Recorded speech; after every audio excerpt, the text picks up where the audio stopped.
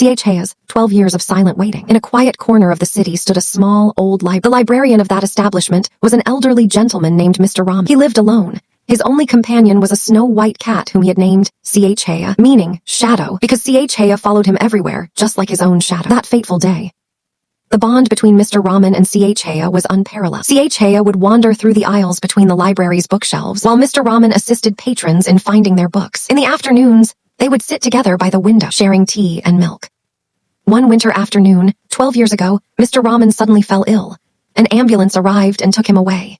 CHA chased after them as far as the door, but was not allowed to follow inside. As he was leaving, Mr. Raman's only words were, "CHA, stay calm, I'll be back." The vigil begins. Mr. Raman never returned. He passed away in the hospital, but CHA did not know this. All she knew was that her master had told her to wait. Days turned into weeks, and weeks into months. The library eventually closed down, as no one new could be found willing to take up the job. In front of the library stood a large mango tree. Every day, CHA would sit beneath that tree, gazing intently at the library door.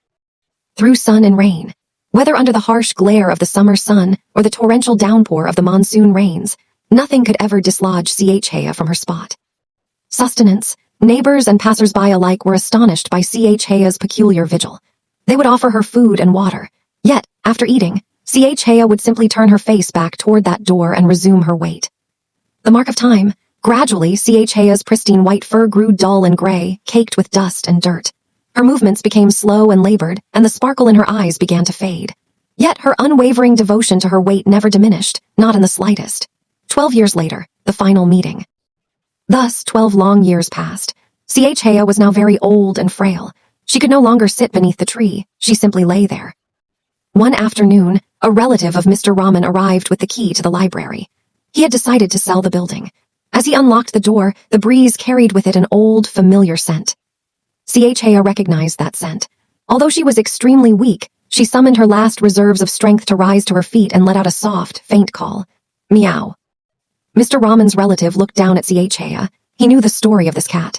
He approached her and gently placed his hand upon her head. CHA closed her eyes, as if she were feeling the touch of Mr. Raman himself. The long, 12-year vigil had finally come to an end. That very night, CHA breathed her last in peace. Conclusion. The story of CHA proves that love and loyalty are not confined solely to human beings. Even a cat can set a supreme example of love through its silent and steadfast wait.